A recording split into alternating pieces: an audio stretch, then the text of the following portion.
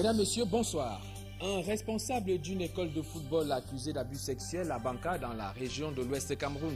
Les jeunes pensionnaires parlent des cas d'attouchement. Le délinquant sexuel qui nie tous les faits se trouve actuellement en garde à vue à la brigade de gendarmerie de cette localité. Et puis à Douala, 3 personnes d'une même famille échappent de justesse à une électrocution après la chute d'un transformateur sur leur concession au lieu-dit CCC Sokato.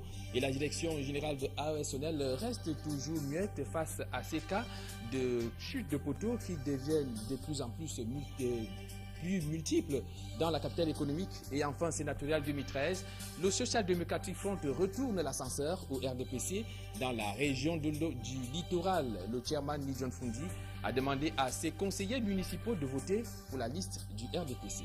Voilà pour les titres.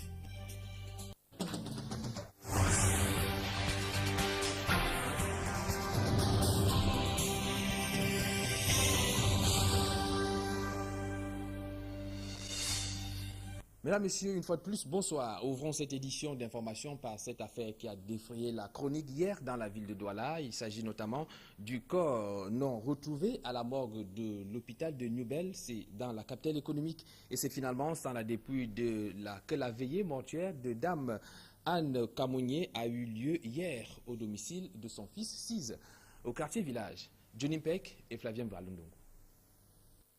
La famille de la dame, dont le corps est porté disparu à la morgue de l'hôpital de Newbel à Douala, reste dans la consternation. Tout le monde est bouleversé aussi, particulièrement moi, parce que avec mon état de maladie comme ça là, et il y a d'autres qui ont déjà pris le car jusqu'à être au village avant de m'appeler. Ce n'est pas, c'est vraiment, nous l'avons fait comme ça, pas que vraiment c'était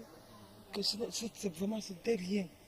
Malgré qu'il y avait des gens ici. 48 heures après l'annonce de la nouvelle, aucune piste de solution n'est encore trouvée. De la gendarmerie de Newbel, on est passé au commissariat du 2e arrondissement.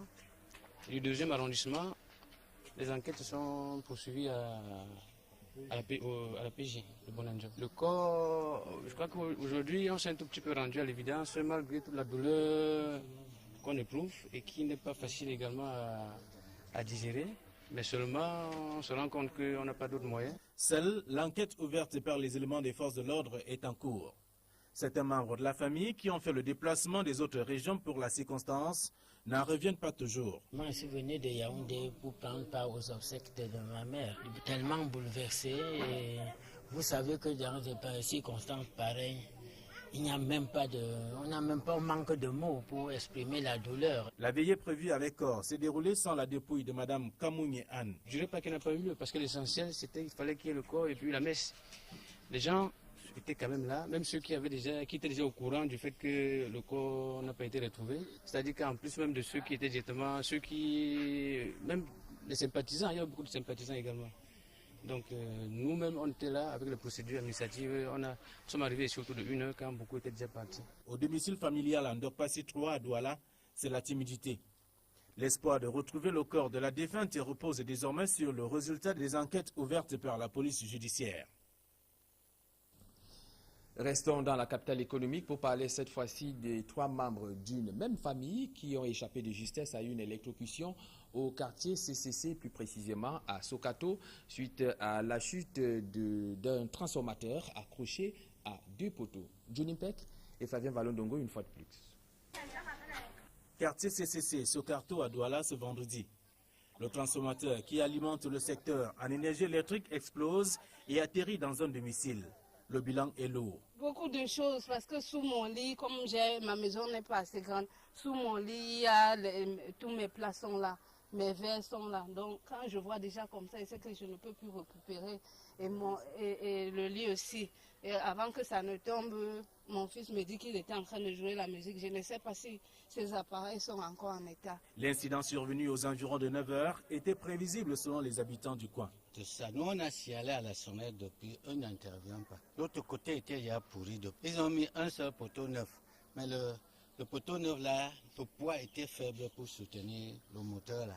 La chute de ce transformateur a donné l'occasion de découvrir que la situation est grave dans cette partie de l'arrondissement de Douala 3e. Que tous les poteaux de la Sonnelle qui sont dans ce quartier sont déjà vieux, parce que nous avons des poteaux qui ont une inclinaison de plus de 45 degrés, d'autres ont des inclinaisons de 90 degrés, Et aujourd'hui, on a eu un cas comme celui qui vient de se passer. Un poteau électrique est tombé sur le toit d'une maman. À 9h35, le câble est tombé sur ma toiture, au moment où le poteau est tombé. Oui, j'ai peur. Les populations sont sans énergie électrique depuis des heures. Toutes les démarches engagées auprès des responsables de l'entreprise en charge de l'énergie électrique dans le but de signaler le vieillissement des poteaux du réseau sont restées lettres mortes. L'aboutissement d'un long processus parce que ASONEL a été saisi.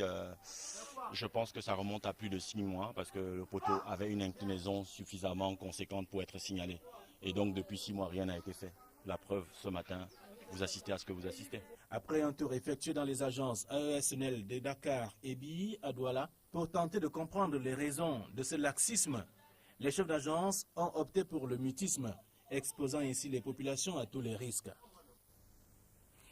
La localité de Banka, située dans le département du Onkam, région de l'Ouest, sont en émoi depuis que des jeunes enfants pensionnaires d'une école de football se plaignent d'être abusés sexuellement par l'un des encadreurs. Eh bien, le délinquant sexuel, quant à lui, nie tous les faits, mais il est actuellement gardé en vue à la brigade de gendarmerie de cette localité. Les précisions avec Florian Fandio et Andy Gagnou. Banka, petit village du département du Onkam, région de l'Ouest Cameroun. Dans cette localité a été créée une équipe de football dirigée par ce monsieur depuis 3 mois. Seulement, les enfants qui font partie de l'équipe, âgés entre 5 ans et 14 ans, affirment avoir quelquefois été victimes des attouchements de cet homme. Charles Tuenté, médecin principal accusé. Il reconnaît avoir quelquefois touché ses enfants sans ambiguïté. Je tire les doigts, je tire les doigts. Il dit que je tire les orteils, je tire les orteils. Maintenant, il dit que je monte son dos, je monte son dos. Il dit que je marche, je commence à marcher. Maintenant, il dit qu'il va se coucher sur moi. Quand il se couche, quand il me demande de me coucher, je me couche à plat ventre. Il veut mettre sans cesse dans mon anus. Maintenant, je me retourne, je le pousse. Je ramasse mon haut, je sors, je rentre. Il arrivait parfois, les enfants me massaient et que je les massais aussi. Mais il arrivait certaines fois où j'ai eu à les toucher de façon indépendante de moi-même. Bon, quand il dit toucher, ce n'est pas que j'ai fait un rapport sexuel avec les enfants, mais c'est qu'il arrivait parfois dans le massage que je masse aussi bien le dos que certaines parties intimes comme les fesses, sans pouvoir avoir un arrière-pensée. Le massage, c'est un acte médical pour la relaxation. Selon lui, le but de cette école de football était d'aider les enfants âgés entre 5 ans et 14 ans à exceller sur le plan sportif et scolaire et leur inculquer la parole de Dieu. On a commencé les entraînements, c'était les mercredis et les samedis. Et il y a certains enfants qui venaient de temps en temps chez moi pour non seulement suivre les matchs de football sur l'ordinateur et aussi recevoir quelques conseils de ma part. Pour l'heure, Charles Tuenté, marié et père de 3 enfants, a été interpellé et conduit à la gendarmerie de Banka où une enquête a été ouverte.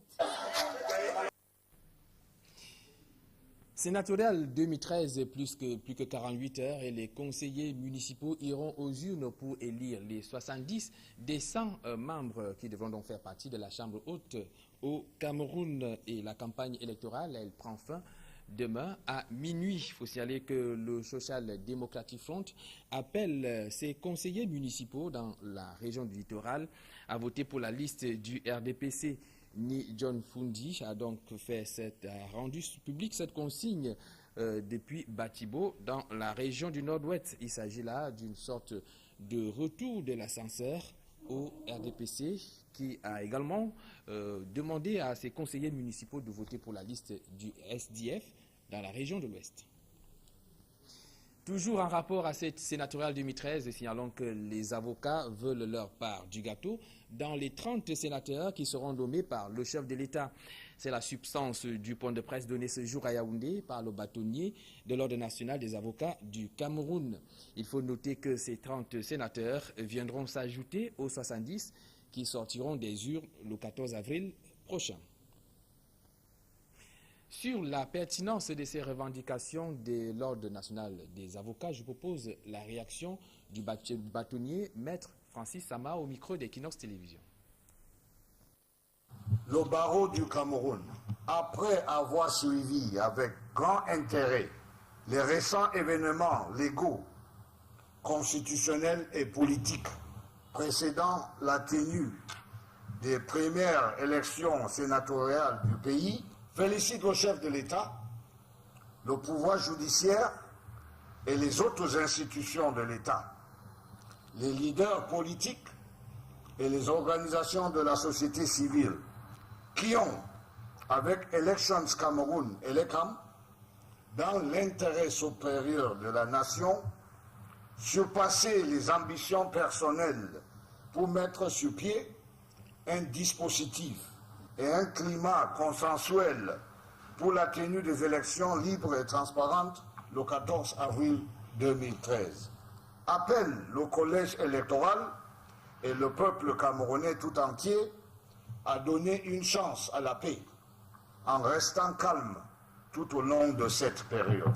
Considérant le rôle du Sénat, invite le chef de l'État, lors de la désignation discrétionnaire des 30 sénateurs prévus par la loi, à pouvoir l'auguste chambre de la compétence et du patriotisme avéré des avocats expérimentés. Inscription biométrique, un rapport de la société civile étale les imperfections de cette opération. Au Cameroun, il fait mention, entre autres, des inscriptions multiples, de la désertion de la commission de certains partis politiques dans les commissions. Les précisions avec Marcelin Ganson.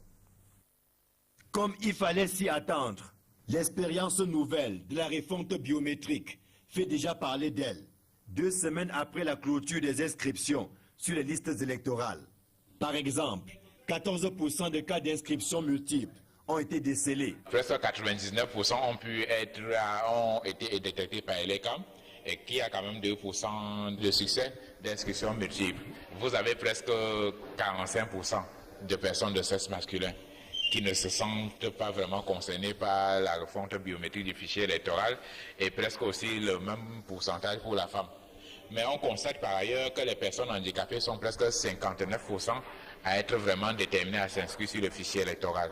Le rapport révèle également que les kits d'inscription n'ont pas toujours été disponibles et en quantité suffisante, que plusieurs partis politiques ont déserté les commissions, que les populations n'ont pas été suffisamment informées sur le processus de la refonte biométrique. Le rapport a également constaté qu'il fallait dans la plupart des cas au moins 5 minutes pour inscrire un électeur et parfois jusqu'à 10 minutes dans 10% de cas. En dehors de ces constats, le rapport formule quelques recommandations pour le futur. L'unique recommandation, c'est le respect de la loi, parce qu'on s'est rendu compte sur le terrain que la loi n'a pas toujours été respectée, notamment pour ce qui concerne la composition et la publication, par exemple, des commissions de refonte. Et que par endroit, on s'est aperçu aussi que l'inscription était faite uniquement par l'équipe de l'ECAM. Nous savons passer la faute à l'ECAM, mais en fait, nous pensons que tous les acteurs doivent jouer le rôle qui est le leur pour que le fichier électoral qu'on est en train de constituer soit le plus crédible possible. Comme on le voit, il y a encore du chemin à faire pour renforcer la confiance des populations par rapport à notre système électoral. C'est une mission qui interpelle l'État en premier lieu, mais aussi l'ECAM, ainsi que les acteurs politiques. Rendons-nous à présent à Garoua, le chef-lieu de la région du Nord, avec les forces de maintien de l'ordre qui mènent une opération coup de poing contre les conducteurs indélicats. Il s'agit d'une initiative du ministère des Transports qui voudrait combattre les multiples infractions perpétrées sur les axes routiers de cette partie du Cameroun. Des précisions avec Julien Gué et Peter Koum. Vous voyez donc que vous ne pouvez pas supporter cette distance dans ces conditions. Nous sommes désolés, vous partagez la famille. Ils sont nombreux à être tombés dans les filets des forces de maintien de l'ordre à Garoua. Depuis quelques jours, la ville est quadrillée par ces derniers, selon une décision du ministre des Transports. La conduite automobile est devenue un désordre au Cameroun. Chacun fait exactement ce qu'il veut. L'objectif du haut commandement, sous la houlette du ministre des Transports et par la mise en œuvre des forces de police, c'est de faire en sorte que le civisme soit rétabli sur nos routes. Pendant des heures, les hommes en tenue ont passé au peigne fin, gros porteurs, cars, voitures personnelles, taxis, motos et autres. Une opération qui a occasionné une longue file d'attente, même si certains motocyclistes véreux s'amusent à outrepasser la mesure.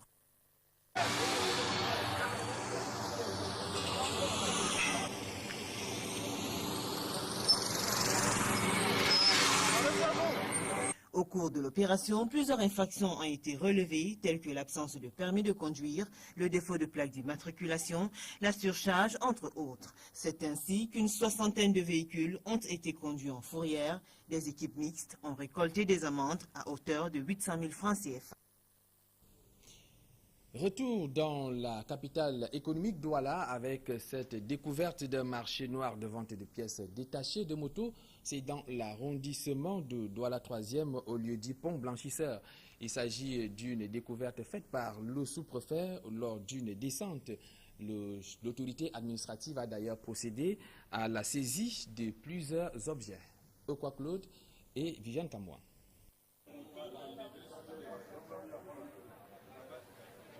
C'est ici au pont blanchisseur que la majorité des motos et pièces de véhicules volés atterrissent en grande majorité. Dans ce marché noir, on trouve un peu de tout. De la simple jante au carburateur en passant par des moteurs. Tout y passe. Le pont blanchisseur, un lieu où s'opèrent toutes sortes de trafics à l'instar de la vente de divers objets, mais également des agressions. Ce marché est très fréquenté dans la nuit. C'est à ce moment que des voleurs viennent livrer les motos à ces receleurs, qui sont aussi des voleurs. Donc voilà la justification de cette action, qui est une action de sécurité. C'est dans ce cadre que le sous-préfet de Douala 3e vient d'effectuer une descente musclée, question de sécuriser ce lieu pour le rendre plus accessible aux populations. La haute hiérarchie a décidé, a commis les autorités locales à prendre des mesures de rasage de ce site qui représente un lieu très dangereux pour les populations. Nous sommes ici en plein marché noir. Vous voyez, toutes les motos volées sont dépecées ici et revendues. À ce sujet, il rassure que des opérations comme celle-ci vont continuer dans le but d'assainir le secteur informel. En sport, les anciennes gloires du football assiègent dont le ministère des Sports et de l'Éducation physique, c'est à Yaoundé. Il s'agit entre autres de Stéphane Tato, de Mabouan Kessak et d'autres footballeurs qui dénoncent leur mise à l'écart dans la gestion du football au Cameroun. Marcelin Ganso.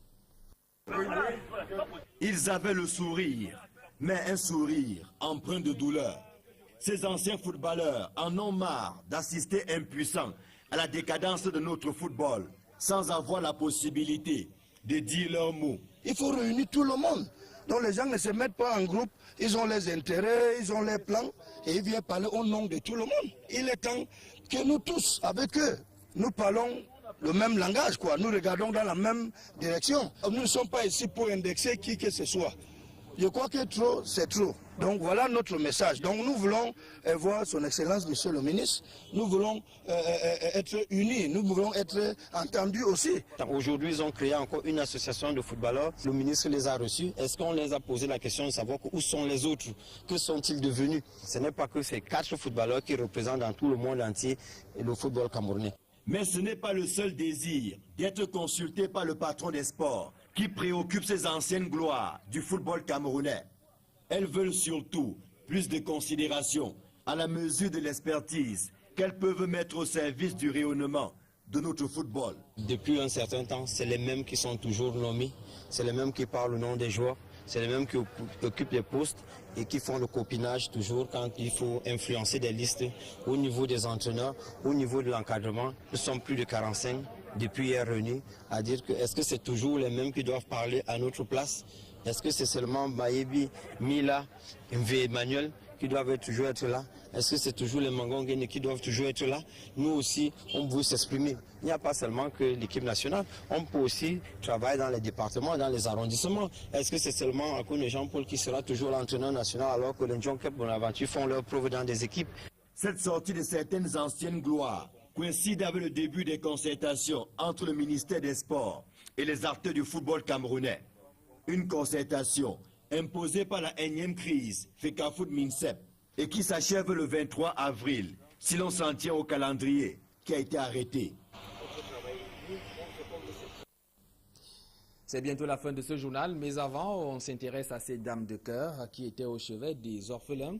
Elles sont une cinquantaine à avoir rendu visite aux pensionnaires de l'orphelinat de la Miséricorde divine. Objectif, toucher du doigt les réalités quotidiennes de ces enfants dont l'âge varie entre 2 et 17 ans. Reportage. Quand j'ai commencé, le père, moi, mes pères qui m'ont dit, n'aie pas peur. Dieu aime quand on abandonne tout pour le Seigneur. On ne peut pas servir Dieu et l'argent. Ce discours de David Weladji Nana a une cible. Celle-ci, ces dames, 14 au total, réunies autour de Yvette Nana, des mécènes et des femmes de cœur, venues d'horizons divers. Elles ont sacrifié de leur temps en abandonnant le luxe qui est leur lot quotidien pour se pencher au chevet des 28 pensionnaires de l'orphelinat de la Miséricorde divine Sainte-Faustine de Bobongo dans le 3e arrondissement de Douala. Et l'unité, chantons pour que demain soit plus clair. Chantons pour... En habitué des lieux et le temps de la visite, Yvette Nana se transforme en guide, comme ici dans cet atelier de peinture où 13 artistes peintres juniors sont à pied d'œuvre. Les souffrances de la terre. Allant d'une pièce à une autre, les dames de cœur et mécènes ont souvent été rattrapées par l'instinct maternel, d'où ces gestes d'affection et de tendresse. Les amours perdus, nous qui avons connu de la misère, prêchons l'amour et l'unité. Au terme du tour du propriétaire et en saluant de façon unanime l'initiative de Yvette Nana, certaines en sortent très surprises. Dans une grande ville comme Douala, on ne peut pas toujours s'imaginer qu'il y a des endroits où les gens sont aussi nécessités, comme on vient de le voir, des jeunes enfants qui souffrent, qui manquent d'affection, parce que leurs parents ne sont pas à côté. Et puis, on a vu que vraiment, il faut faire quelque chose. Et je pense que l'initiative qu'elle a eu à prendre est une très bonne initiative, dans ce sens qu'elle voudrait réfectionner le bâtiment et puis assister au quotidien ces jeunes enfants qui sont dans le besoin. D'autres sont complètement bouleversés et promettent d'agir. En entrant ici, j'ai eu des larmes aux yeux, parce que quand on voit ailleurs qu'on mange et on jette à manger, et qu'il y a des gens auprès de nous qui n'ont pas de quoi manger, je crois que son action est la bienvenue et nous allons aller dans ce sens-là. Peut-être qu'on va essayer de la contacter, parce qu'on ne va pas faire des choses n'importe comment. On va essayer d'aller auprès d'elle, de voir dans quelle mesure on peut aussi mettre quelque chose pour apporter une pierre pour poser à cet édifice-là. Parce que c'est malheureux de voir ça. Je parlerai en tant que maman, c'est dans ce cadre que nous sommes là. Et nous sommes dans le cadre d'un groupe.